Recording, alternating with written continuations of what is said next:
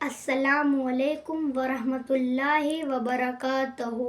اعوذ باللہ من الشیطان الرجیم، بسم اللہ الرحمن الرحیم۔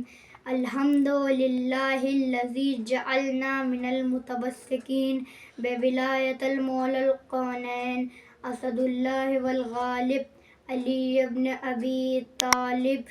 قال امیر المومنین علیہ السلام، حضرت علی علیہ السلام نے فرمایا، خداوند کریم اس شخص پر رحم فرمائے جو اپنے گناہوں کا خیال کرتا ہے اور اپنے رب سے ڈرتا ہے۔